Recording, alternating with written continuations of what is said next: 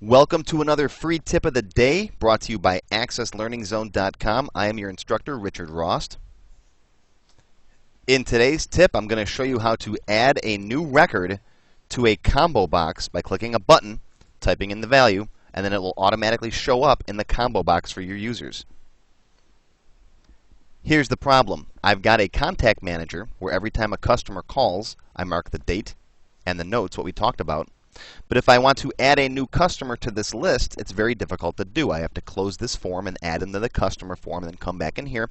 What I want is a button where I can just say add customer, put in their values, close this, and then they show up in the list. And that's what this tutorial will show you how to do.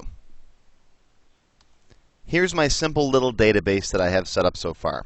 I've got a customer table, which is very simply a customer ID, my auto number, first name, and last name. Of course, you can add more fields if you want to. I've got a contact table. The contact table consists of the contact ID, which is the auto number for this table, a customer ID, so I can track who the customer is. That's a related value. I covered that in my Access 201 class, how to relate two tables together. This is basically the customer ID from the other table. Then I have a contact date, which is automatically set to the current date and time using the default value. I have another tip video on how to do that. And then some basic notes. Basically, every time a customer calls in, I want my rep on the phone to make a note in the contact table, who they talked to, what time it was, and what they talked about. I've built a simple continuous form for my contact information. The contact ID over here is the auto number. Can't change that. That's why I grayed it out. Here's the customer. That's in a combo box.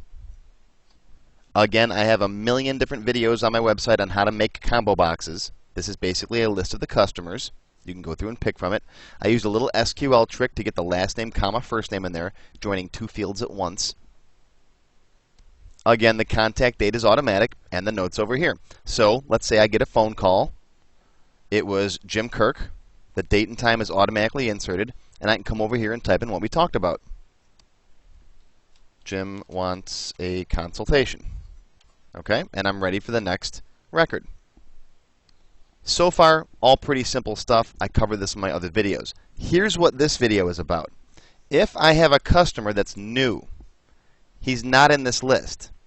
So how do I go about adding someone to this list without having to close this form, open up the customer form, type in the person, reopen this form, and oh, now they're in the list. I want a quick, simple little button here that I can just add a new customer. Now, there is an event for combo boxes called onNotInList. Let's go to Design View real quick, and I'll show you that. Here I am in Design View. Open up the properties for your combo box. Just double-click on it. Go to the Event tab, and there's a property in here right there called onNotInList. And that's basically code that'll run if the user tries to type in a value that's not in that list. I have other videos on my website. In fact, I'll give you a link to it at the end of this class, where I do teach you how to use that. It's a little bit complex. You have to use some programming to get the values from the user and then enter them into the table programmatically, either using SQL or some VBA. But there's a simpler solution that I find works okay for most people, and I'm going to show you how to do that right now. Before we get into that, I'm going to build a simple little customer form that I can use to just enter in a new customer. So I'm going to close this contact form real quick. I'm going to click on Customer, Create, and then Form. Access throws together the automatic form for me, which is okay. I'm going to do some formatting magic of my own and get rid of a lot of the stuff that I don't like. So give me 1 second here. Okay, there. Through the magic of video editing, you didn't have to watch that. I just removed a bunch of the extraneous stuff like the logo and the title, and I shrunk this stuff down, added a little bit of color. And nothing crazy, nothing I don't teach in my very basic form design lessons. But I want a nice little compact customer form with just the data that I need to be able to insert it into the other form real quickly. All right, so I'm going to save this as my customer form, customer F. I'm going to close it and reopen it. I like to close stuff and reopen them. Notice I've got floating windows. I don't like the full tabbed documents that Access 2010 uses. I always switch these over to overlapping windows, so I have the classic looking windows, and I show you how to do that in some of my other tips too. But what I want to do is I want to design this as a single customer entry form by itself. I don't want to see the other customers in here. I don't need the record selectors and the navigation bars, and I want this to be a pop-up window. So the user has to type in a new customer and then close it. This is not going to be my standard customer form with all the information on it where you can browse through customers. So let's change a couple of properties. Go to Design View. Open up the properties for the form by double-clicking right here. I'm going to go to the Format tab. I'm going to turn off record selectors and navigation buttons. I'm going to go to the other tab here. I'm going to make this pop-up and modal. Now, pop-up means that it's going to stay on top of other windows. And modal means you can't leave it until you close this form. So you've got to do something on this form before you can go back to the other forms, which is what I want. I'm also going to go to the Data tab and set data entry to yes. That means you can't scroll back through previous records. You can only add new records with this form. OK, we're almost done. I'm going to close this. Let's close our form. Now save it. Control-S, close it. I'm going to open it back up again to make sure it looks like I want. Yep, there we go. There's a white bar on the bottom here that's probably caused by scroll bars. One more property I have to fix. Let's go back into Design View, bring up the form properties. Yep, there's the scroll bar property. Set that to neither. We don't need scroll bars. There we go. Looks perfect. No scroll bars, no record selectors, no nothing. Just ready to enter a new record. Now, you can put some instructions on here, type in the new record. You could put a close button on here, which you can use the wizard for, just a button to close this form. And that'll even give them you could put the word save on it, and that'll give the user who might not know Access well the implication that they're saving the record. But for us, we're just going to close this form after we type in our customer. So I'll open up customer form to test it. Let's put someone new in here, right? How about Mr. Spock? I'll close this. And now if I look in my customer table, Mr. Spock has been added. Perfect. That's exactly what I want it to do. Now, back on my contact form, I'm going to add a little button down here on the bottom in the form footer that just says open up the customer form. All right, so let's go to Design View. I'm going to open up my form footer a little bit here. I'll drop a command button right down here. And you can use the wizard for this. That's fine. Form operations, open a form. Which form? My customer F that I just built. I want to open the form and show all the records. That's fine because it's going to only show me new records. What do you want to put on here? I'll put text that says add customer. All right, next. Give it a meaningful name, right? Add customer button, and then finish. OK, there's my add customer button right there on the bottom. OK? So here I am, back in the contact form. Drop this down. OK, I want to add a customer. Click Add Customer. There's my new window. All right, now notice I can't click back over here because this is a modal form, and it's pop-up, so it stays on the other one. All right, if I put someone in here, let's say William Riker. Yes, I'm a Star Trek nerd. All right, close it.